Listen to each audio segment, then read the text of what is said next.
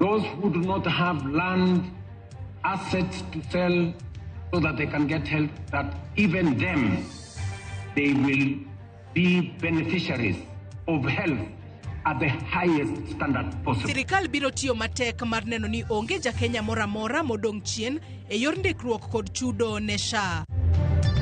We are going for our workplaces, we are not being paid, we are offering services, we are not being remunerated. We are here out, and let everybody know that this strike is going to take the longest time possible. Governor Siaya James Orengo okwayo nurses mang'anyo mondo doge tich e kinde magitwak mar chopo dwachgi. Wawacho gi dwol achiel ni junior secondary nyaka chung kende. Challenges mang'eny magin gogi nyalo bedo sorted out maber komigi their own administrative structure. Riwruok jopuonj mar Kupet bade ma Migori kod jopuonj mag junior school dwaro mondo piny owacho oket skunde mag JSS ochung kar kendgi.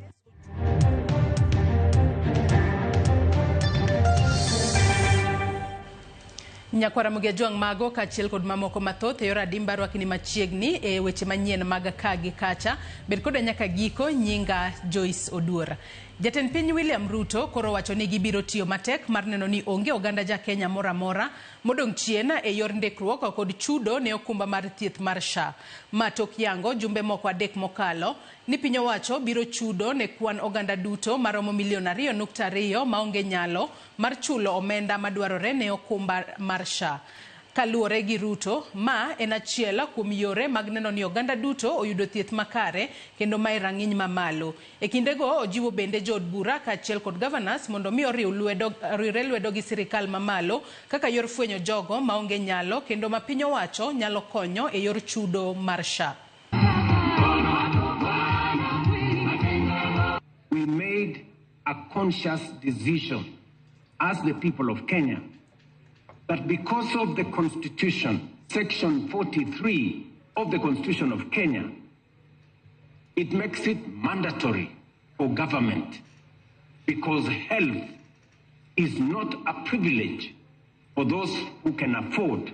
It is a right for every citizen of the Republic of Kenya.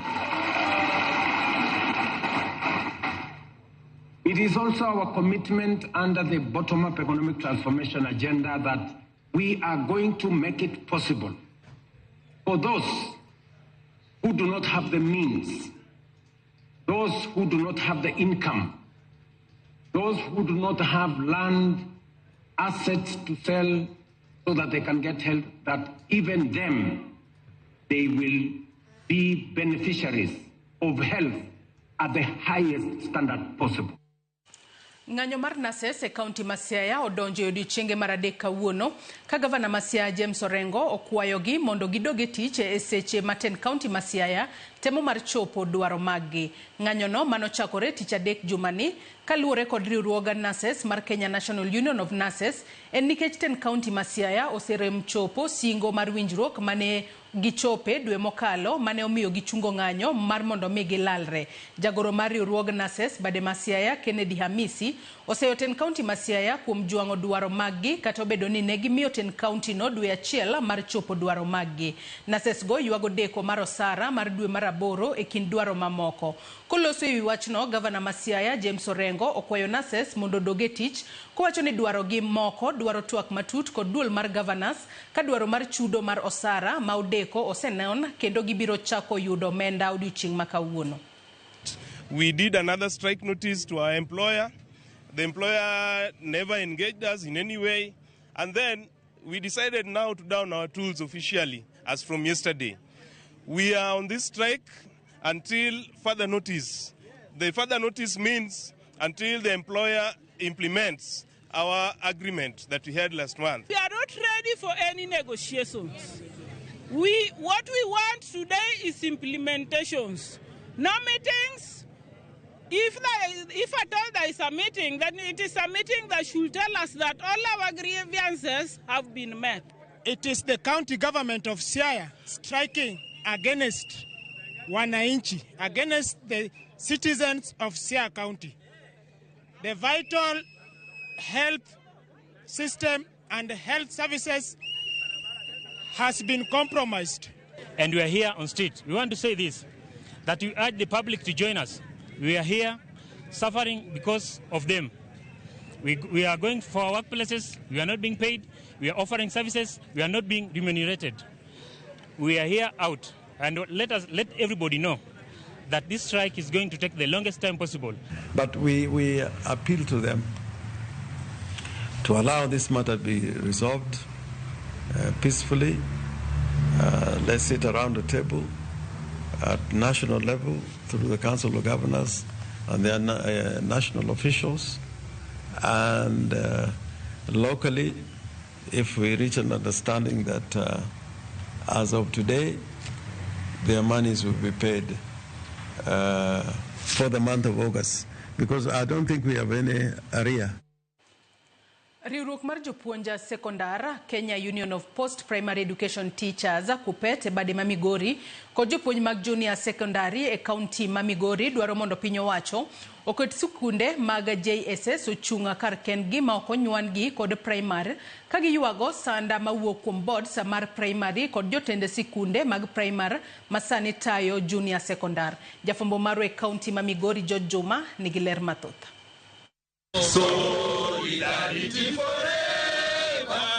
E kinde ma piny owacho kod ji mamoko e sektor mar somo medo keto kenge mag tego somo e skunde mag junior secondary, riwruok mar jopuonje mag skunde mag secondary, the Kenya Union of Post-Primary Education Teachers kupet kod jopuonj mag junior secondary e kaunti ma Migori dwaro mondo koro sikunde mag junior secondary ochung kar kendgi. Gidwaro mondo sikundego mag junior secondary obed kod board mag-gi, oketnegi omenda mag gitenge mok ne doka okalo kuom skundego mag primary kendo omegi jotend sikunde manyatayo skundego. Aseteme sani igni adek. Koro Hanson lwedo makoro timo gini oyudo niya kare ok nobere secondary samoro to primary to koro kobere saidi. Gima koro bergo achungra kenda. Omiyo sani wawacho gi dwol achiel ni junior secondary nyaka chung kende.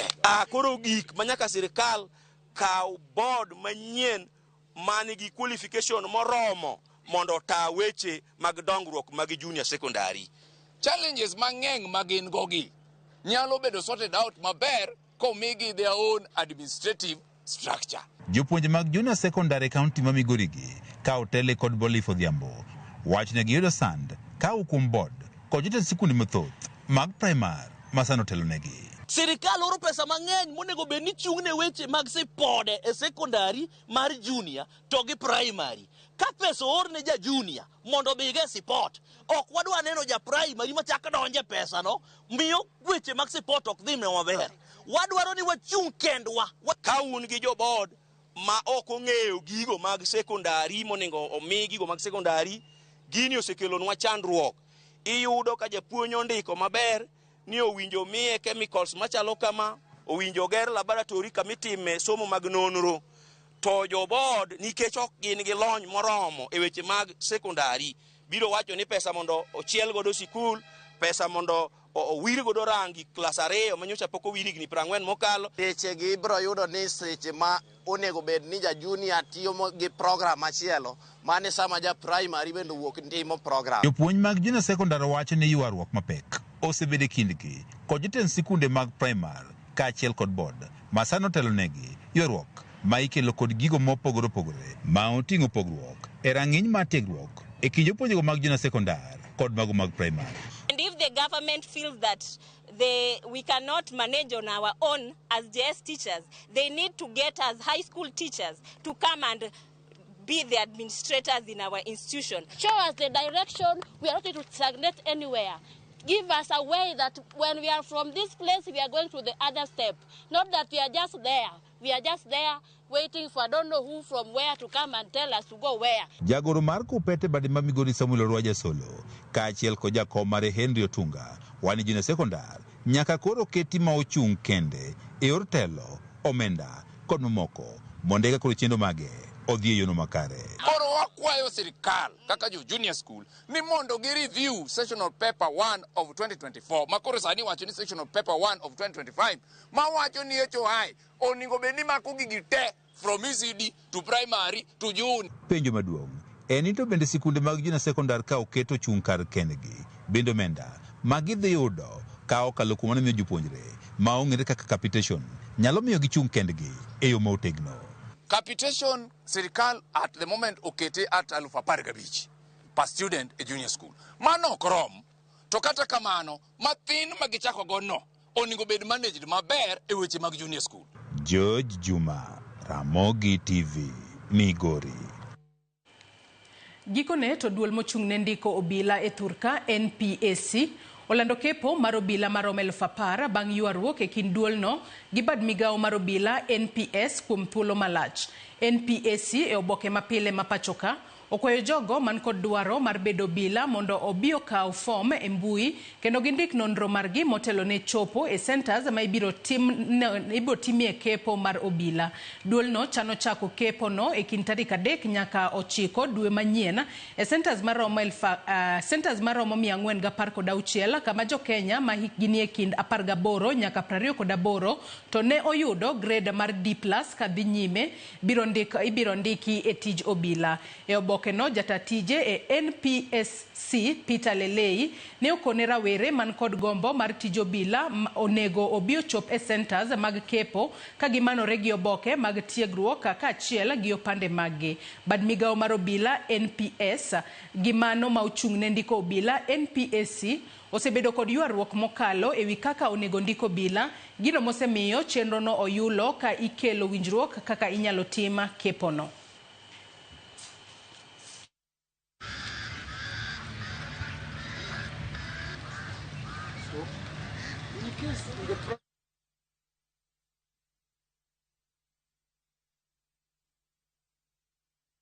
Ikruok mar nyiso mwandu koro dhi nyime e pap ma Jamhuri bore Nairobi ka igeno ni jopur, johala kod welo mawuok e gwenge mopogore opogore pachoka gi pinje mamoko biro yuoro. Chenro ma higani geto chwalo e rang'iny mamalo pur kirango bende moko kuom lalruok minyalo tim e sekta no, gigo manyalo konyo bende bero chala mar uchumi e pachoka.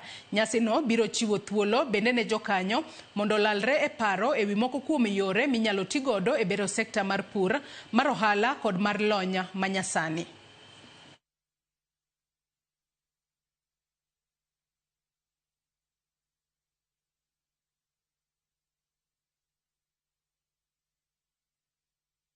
This year's trade fair will run from 29th of September to the 5th of October under the Promoting Economic Smart Agriculture and Trade Initiative for Sustainable Economic Growth. Our priority is to elevate the experience for both exhibitors and visitors.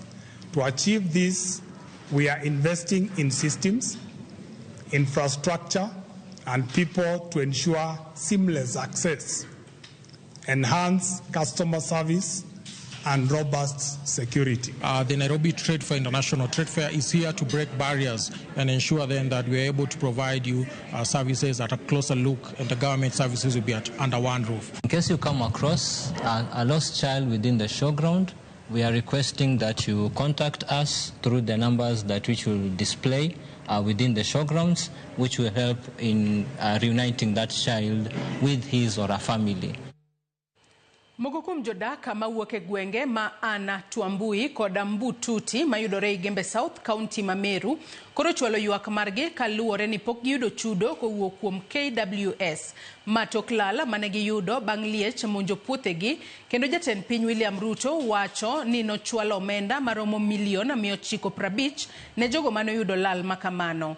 Kata kamano, apisas mag KWS makar rito le mabungu mameru wacho ni podi girito mondo miten migao mar omenda ochwal negi omenda no ma jatend piny nosingo e kinde manotimo limbe mare e gwengego. Jodago koro dwaro mar mondo mi jatend piny William Ruto odonjre mar konyogi giyud ratiro margi, wira ni lal mane giyudo noweyogi kod bugo maduong' kendo thiro chenro mane gitimo ne ikruok. Wai kupata mpaka wa leo namba yetu ya banki tukawavatia, tukaambiwa baada ya siku 2-3 tutapewa hizo pesa, na mpaka saa masamba yetu hakuna hata mbeo ya kupanda, hakuna kitu chochote tuko naye mpaka saa hii.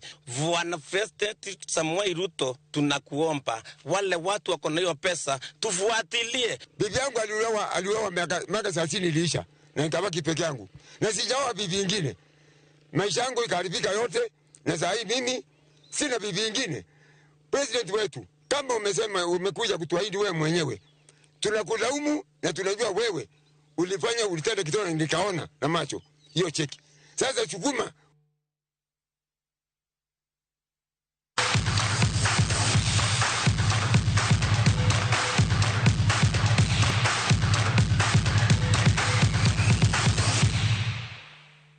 Lig maduong' mar adhula season mahiga 2025-26 chakore ayanga odiochieng' makiny e alap ma Moi Stadium Kasarani.